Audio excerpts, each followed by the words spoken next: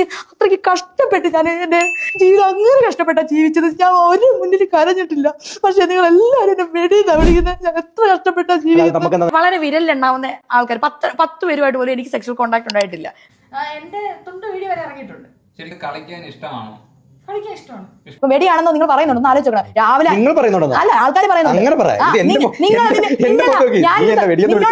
ഞാൻ സമൂഹത്തിലാണ് പറയുന്നത്. Hello welcome back to another video. Yes Anwar Shah. അപ്പോൾ നമ്മുടെ പുതിയൊരു വീഡിയോയിലേക്ക്, പുതിയൊരു ടോപ്പിക്കിലേക്ക് എല്ലാവർക്കും സ്വാഗതം.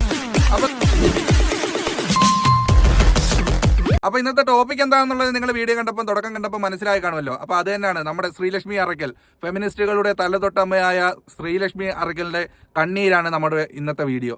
ഇപ്പോൾ ഒരു ആൾ കരയുന്ന കണ്ട് ആൾക്കാർ ചിരിക്കുമോ എന്ന് ചോദിച്ചു കഴിഞ്ഞാൽ എനിക്ക് തോന്നുന്നില്ല അങ്ങനെ സംഭവിക്കുമെന്നുള്ളത്. ചിലരൊക്കെ ചെയ്യുമായിരിക്കാം.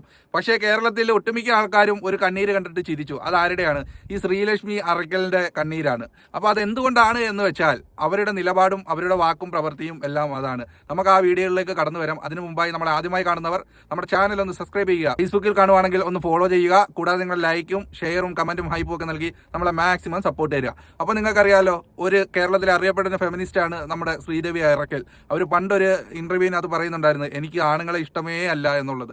അങ്ങനെ പറയുന്ന അവർ ഇപ്പം പറയുന്നത് 10-ൽ പരം ആണുങ്ങളുമായിട്ട് ശാരീരിക ബന്ധത്തിൽ ഏർപ്പെട്ട എനിക്ക്, അതുകൊണ്ട് ഞാൻ 10-ൽ താഴെ മാത്രം ആണുങ്ങളുമായിട്ട് ബന്ധപ്പെട്ടിട്ടുള്ളൂ.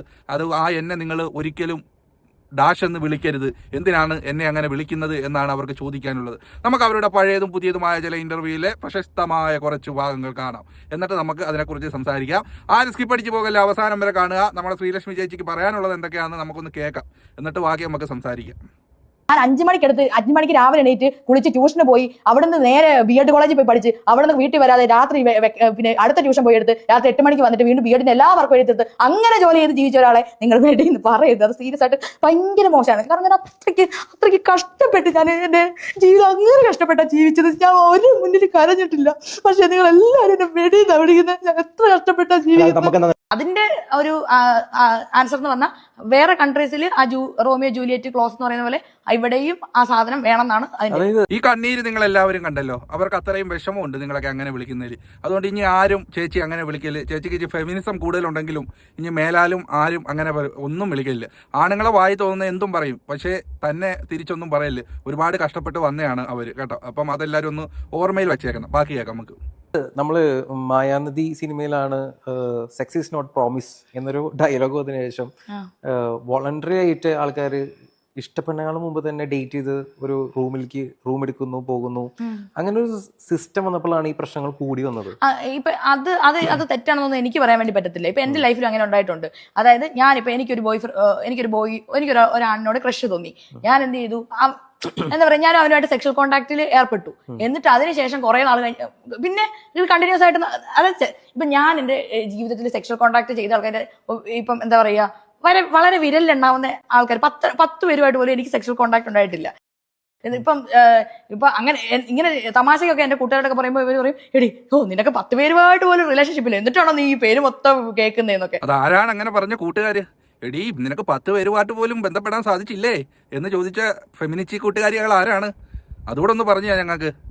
എന്തായാലും കൊള്ളാം. നീ ഒരു 10 പേരെ പോലും തികച്ച് ബന്ധപ്പെടാത്ത നീയൊക്കെ ഒരു പെണ്ണാന്നോടി. പൊന്ന് അറക്കൽ ചേച്ചി, വല്ലാത്ത അറപ്പാ. ആ ഇന്റർവ്യൂ ചെയ്തോണ്ടിരിക്കുന്ന ചെറുക്കനെ ഒന്ന് എണീറ്റ് ഓടിയാൽ കൊള്ളാന്നുണ്ട് കേട്ടോ. പക്ഷേ പാവപ്പെട്ട അതിന്റെ ഫ്രണ്ട് പെട്ടുപോയില്ലേ, ഇനി എന്തോ ഞാൻ നോക്കും. കടിച്ച് പിടിച്ച് നിൽക്കുവാകും പാവപ്പെട്ടവൻ. ബാക്കി കേൾക്കാം നമുക്ക്. 10 പേരുമായിട്ട് ഞാൻ ചെയ്തിട്ടില്ലെന്ന്. 10 തികഞ്ഞില്ല, 9.5 വരെ ആയുള്ളൂ. ആരെയും കൂടെ ആയാൽ 10 തയ്ക്കാം. എന്റെ പൊന്നു ചേച്ചിയേ. അപ്പം വളരെ കുറച്ച് സെക്ഷൽ റിലേഷൻഷിപ്പേ എനിക്കുണ്ടായിട്ടുള്ളൂ. അപ്പം അതിനകത്ത് തന്നെ എന്താ പറയാ, ഒരു തവണ സെക്ഷൽ കോണ്ടാക്ട് ഉണ്ടായിട്ട് വിട്ടുകളഞ്ഞ നമുക്ക് കംഫർട്ടബിൾ അല്ല എന്ന് തോന്നിട്ട്, നമുക്ക് ഒരു രീതിയിലും കംഫർട്ടബിൾ അല്ല എന്ന് തോന്നുന്ന ആൾക്കാരെ വിട്ടുകളഞ്ഞ കേസ്. നമുക്കിപ്പോ വേശ്യാവൃത്തി, ഇപ്പൊ ഞാൻ എന്തൊക്കെ പറയുന്നത്, എനിക്ക് വേശ്യാവൃത്തിയിൽ ഏർപ്പെട്ട് ജീവിക്കാം. എനിക്ക് ചേച്ചി പലരുമായിട്ടും ബന്ധപ്പെട്ടിട്ടുണ്ട്. അപ്പൊ ചേച്ചിക്ക് പറ്റാത്ത ഒരാളാന്ന് കണ്ടു കഴിഞ്ഞാൽ അന്നേരം പൊക്കോ നീ കട്ടമ്പട മടക്കി ചീട്ട് കീറി കൊടുക്കുക. എന്നാ നോ എൻട്രി, ഇനി നിനക്ക് നോ എൻട്രി ആണ്. അതുകൊണ്ട് അവന്റെ ചീട്ട് അന്നേരം കീറുക, കൊടുക്കുക, പോകുക, പാക്കപ്പ്. അടുത്ത ആളെ വിളിക്കുക. അതുമായിട്ട് എങ്ങനെ ഉണ്ട്, ഓക്കെ ആണെങ്കിൽ കുറച്ച് മുമ്പോട്ട് പോവുക. അങ്ങനെ 10 വരെ എത്തിയെന്നാണ് ചേച്ചി പറഞ്ഞത്. ഇനി അപ്പം ചേച്ചി അടിക്കാറുണ്ട് വേശിയായിട്ട് ജീവിച്ചൂടായോടെ ഇന്ന് കണ്ട് ചോദിച്ചപ്പോൾ ഉണ്ടായിരുന്നു. അപ്പം അതിനെ ചൊല്ലി ചേച്ചിക്ക് ഇമോഷണലായിട്ട് കുറച്ച് കാര്യങ്ങൾ നമ്മളോട് പറയാനുണ്ട്. അതുകൂടെ ഒന്ന് കേൾക്കാം നമുക്ക്. എന്തായാലും അങ്ങനെ ഒന്നും ചോദിക്കല്ലേ കേട്ടോ. അതായത് പിന്നെ ചേച്ചിയോട് അങ്ങനെയൊക്കെ ഒരു പെണ്ണിനോട്, ചേച്ചിയെന്നല്ല വേറെ ഒരു പെണ്ണിനോടും അങ്ങനെ ചോദിക്കല്ലേ എന്നാണ് എനിക്ക് പറയാനുള്ളത്. കാര്യം സ്ത്രീത്വത്തെ നമ്മൾ ഒരിക്കലും അപമാനിക്കരുത്. അതിനിപ്പം ആരായാലും. എന്തൊക്കെയായാലും അപ്പം നമ്മൾ അവരെന്തോ പറഞ്ഞുകൊള്ളട്ടെ, അതൊന്നും നമ്മൾ നോക്കാറില്ല. നമ്മൾ നമ്മുടെ സ്റ്റാൻഡിൽ ഉറച്ചു നിൽക്കുക. നമുക്ക് കൊടുക്കേണ്ട ബഹുമാനം ഓപ്പോസിറ്റ് സൈഡിന് കൊടുക്കുക എന്നുള്ളതാണ് നമ്മുടെ ഒരു കാഴ്ചപ്പാട്, അതായത് എൻ്റെ ഒരു കാഴ്ചപ്പാട്. അതൊന്ന് കേൾക്കാൻ നമുക്ക്. പക്ഷെ നമ്മളെ കൊണ്ട് അത് പറ്റത്തില്ല, മനസ്സിലായോ? നമുക്ക് ഇപ്പൊ വേശ്യാവൃത്തി മോശം തന്നെ പറയുന്നത്, നമുക്കത് പറ്റത്തില്ല. ആ വേശ്യാവൃത്തി എന്ന് പറയുന്ന ആ പരിപാടി നമുക്ക് പറ്റില്ല. അങ്ങനെയാണ് നമുക്കിപ്പം വീട്, കാറ് എന്നില്ലെങ്കിൽ ഒരു ഫോൺ വരെ എത്ര കൊല്ലം ഇത് ഹാങ്ങായി ഫോൺ പോലും മാറ്റാൻ പൈസ ഇല്ല. അപ്പം നമ്മൾ അങ്ങനെ എന്തിനാ ഈ വെടി എന്ന് പറയുന്നത്? അപ്പം അത് ഭയങ്കര മോശം, അങ്ങനെ പറയാൻ പാടില്ല. ഞാൻ അങ്ങനെ കഷ്ടപ്പെട്ട് ജീവിച്ച ഒരാളാണ്. ഇപ്പോഴും ഞാൻ എൻ്റെ എഡ്യൂക്കേഷൻ മൊത്തം കഷ്ടപ്പെട്ട് ഇപ്പൊ ട്യൂഷൻ എടുത്ത് എല്ലാ നേരം ട്യൂഷൻ എടുത്ത് ഞാൻ കഷ്ടപ്പെട്ട് എല്ലാവരും വീട്ടിൽ നിന്ന് പൈസ കൊടുക്കുമ്പോൾ ഞാൻ മാത്രം ഇത് ട്യൂഷൻ എടുത്ത് സ്വന്തമായിട്ട് പൈസ ഉണ്ടാക്കി ജീവിച്ചു. ഒരു രൂപ പോലും വീട്ടിൽ നിന്ന് കൊടുക്കാനില്ല. സ്വന്തമായിട്ട് അധ്വാനിച്ച് കൃത്യമായിട്ട് ട്യൂഷൻ എടുത്ത് അത് എത്ര പ്രായം തൊട്ട് ഏത് പ്രായം തൊട്ട് അച്ഛനെ കണ്ടിട്ട് പോലും ഇല്ല. അത് 9ാം ക്ലാസ്സിൽ തൊട്ട് ഞാൻ ട്യൂഷൻ എടുക്കാൻ തുടങ്ങിയത്. ഇപ്പൊ 9ാം ക്ലാസ്സിൽ, അതായത് എന്റെ ഒരു 14 വയസ്സ് തൊട്ട് ഞാനിപ്പോ 30 വയസ്സായി. എനിക്ക് ആ കഴിവുള്ളതുകൊണ്ട് മാത്രമാണ് ഞാൻ ജീവിച്ചു പോകുന്നത്. അപ്പൊ നിങ്ങൾ അങ്ങനെ വെടിയെന്ന് പറയരുത് ഒരു മനുഷ്യൻ. അപ്പോൾ ഈ ഒരു കാര്യത്തിൽ എനിക്ക് അവരോട് ബഹുമാനമുണ്ട്. അതായത് അവർക്ക് സഹായിക്കാൻ ആരും ഇല്ലാതിരുന്ന സമയത്ത് അവർ സ്വന്തമായി പഠിക്കുകയും ആ പഠിച്ച വിദ്യ മറ്റുള്ളവർക്ക് പകർന്നു നൽകുകയും ചെയ്തു. ഇവർ അധ്യാപികയാകാൻ ഇവർക്ക് യോഗ്യത ഉണ്ടോ ഇല്ലയോ എന്നുള്ളതൊന്നും നമ്മുടെ വിഷയമല്ല. പക്ഷേ അവർ അങ്ങനെ നിന്നുകൊണ്ട് BEd ഉൾപ്പെടെയുള്ള കാര്യങ്ങൾ പഠിച്ചെടുക്കുകയും ചെയ്തു. അവർക്ക് സഹായിക്കാനോ ഇൻകം കൊടുക്കാനോ മറ്റാരും ഇല്ലായിരുന്നു. 14ാമത്തെ വയസ്സ് മുതൽ ട്യൂഷൻ എടുത്ത് സ്വന്തം കാര്യം സ്വന്തമായിട്ട് നിന്ന് സ്വന്തം കാലിൽ നിന്ന് പഠിച്ചു വന്നൊരു കുട്ടി എന്ന നിലയ്ക്ക് അവരോട് എനിക്കൊരു ബഹുമാനമുണ്ട്. പക്ഷേ ഇവരെ ഇതൊക്കെ പറയുമ്പോഴും ഇവരെ എന്തുകൊണ്ടാണ് നമ്മൾ ഈ ശ്രീലക്ഷ്മി അറക്കലിനെ ഇത്രയും വിമർശനങ്ങൾ ഏൽക്കാൻ കാരണമെന്ന് വെച്ചാൽ താണ്ട ചില ഇന്റർവ്യൂകളൊന്ന് എടുത്ത് കണ്ടുപോക്കാലുണ്ടല്ലോ, വെറും വിവരക്കേടെന്ന് പറഞ്ഞാലും പോരാ, അങ്ങേയറ്റം വിവരക്കേടാണ്. ഇവരൊരു അധ്യാപകരാണെന്ന് പറയാൻ തന്നെ നമുക്ക് അന്നേരം ആ ഇന്റർവ്യൂകൾ കാണുമ്പോൾ എന്തെടുക്കും, തോന്നിപ്പോകും, നാണക്കേട് തോന്നിപ്പോകും. അപ്പോൾ അങ്ങനെ ഒരു ഇന്റർവ്യൂ കുറച്ച് ഭാഗം നമുക്കൊന്ന് കേൾക്കാം. ശരിക്കും തുണ്ട് വീഡിയോ അല്ല, ശരിക്കും തുണ്ട് വീഡിയോ അറിയില്ല. ഞാൻ ആർക്കും തുണ്ട് വീഡിയോ കൊടുക്കാറില്ല. ആ വീഡിയോ ഇറങ്ങിയിട്ട് ശരി, അത് ഞാൻ കേട്ടിട്ടുണ്ട്. ആ ഒരു വീഡിയോ രണ്ട് വീഡിയോ ഇറങ്ങിയിട്ടുണ്ട്. കണ്ടിട്ടുണ്ടോ? ഞാൻ കണ്ടിട്ടുണ്ട്. എന്റെ ഗൂഗിൾ ഡ്രൈവിൽ ഞാൻ ഇപ്പോഴും സേവ് ചെയ്തിട്ടുണ്ട്. അത് ഞാൻ അതിനെപ്പറ്റി ഒരു പോസ്റ്റ് ഇട്ടുണ്ട്. അതിങ്ങനെ ചോദിക്കുന്നത് ആളില്ലാത്ത ഉടുപ്പിന്റെ മരയെന്നൊക്കെ പറഞ്ഞിട്ട്. നിനക്ക് കളിക്കാൻ ഇഷ്ടമാണോ? കളിക്കാൻ ഇഷ്ടമാണ്. കളിക്കാൻ ചോദിച്ചാൽ കൊടുക്കും. നമ്മള് കളി പറയുമ്പോൾ കുറെ കളിയുണ്ട്. ഇവർ ഡബിൾ മീനിങ് ചോദിക്കും, ഞാൻ സാധാരണയായിട്ടൊക്കെ പറയും. അതാണ് ഞാൻ എന്റെ ഒരു സ്ട്രാറ്റജി. കളി എന്ന് പറഞ്ഞാൽ ഫുട്ബോൾ ഉണ്ട്, വോളിബോൾ ഉണ്ട്, ക്രിക്കറ്റ് ഉണ്ട്. അങ്ങനെ കളിക്ക് ഇഷ്ടമുള്ള കാരണമുണ്ടോ? തുണ്ട് കണ്ടിട്ടുണ്ടോ? പിന്നെ എപ്പോഴും കാണും. അത് അവനോട് ബോയ് ഫ്രണ്ട് അവനറിയാവോ തുണ്ട് കാണുന്ന കാര്യം? ഓ, പിന്നെ അവൻ എന്നോട് അയച്ചു കൊടുക്കാറൊക്കെ പറയും. അപ്പോൾ ഈ ഒരു ഇന്റർവ്യൂ നിങ്ങളുണ്ട്. ഇതിനകത്ത് ഇവർ അധ്യാപികയാണ് എന്ന് പറയുന്ന 14 വയസ്സ് മുതൽ വിദ്യ പകർന്നു കൊടുക്കുന്ന ഒരു അധ്യാപികയാണ് എന്ന് പറയുന്ന ഈ ശ്രീലക്ഷ്മി അറക്കലിന്റെ വായിൽ നിന്ന് വന്ന ഈ ഒരു സംസാരം കേട്ടാൽ ഇവരെ ആരെങ്കിലും സപ്പോർട്ട് ചെയ്യുമോ? ഇവരെത്ര ഫെമിനിസം പറഞ്ഞാലും ഇങ്ങനെയൊക്കെ പറയുന്ന ഒരു വ്യക്തിയെ സമൂഹം മറ്റൊരു രീതിയിൽ അംഗീകരിക്കും, അല്ലെങ്കിൽ മറ്റൊരു രീതിയിൽ ചാപ്പ കുത്തും. അത് ആരെയും കുറ്റമല്ല, നിങ്ങളുടെ വാവിട്ട വാക്കുകൾ തന്നെയാണ് നിങ്ങൾക്ക് എതിരായി ഇപ്പോൾ വന്നിരിക്കുന്നത്. അപ്പോൾ പഴയ ഇൻ്റർവ്യൂ കൊടുക്കുമ്പം നിങ്ങൾ സൂക്ഷിക്കുക എന്നുള്ളതാണ്, അല്ലെങ്കിൽ നിങ്ങളുടെ നാക്കിനെ സൂക്ഷിക്കുക എന്നുള്ളതാണ്. അല്ലെങ്കിൽ സ്വാഭാവികമായിട്ടും നിങ്ങൾക്ക് എതിരായിട്ട് തന്നെ ഈ വിഷയങ്ങളെല്ലാം ഒരു കാലത്ത് വരും. അതാണിപ്പോൾ വന്നിരിക്കുന്നത്. ഇനിയിപ്പം നമുക്ക് നേരത്തെ കണ്ട ഇൻ്റർവ്യൂവിൻ്റെ ഒരു ഇച്ചിരി ഭാഗമുണ്ട്, അതോടൊന്ന് കാണാം.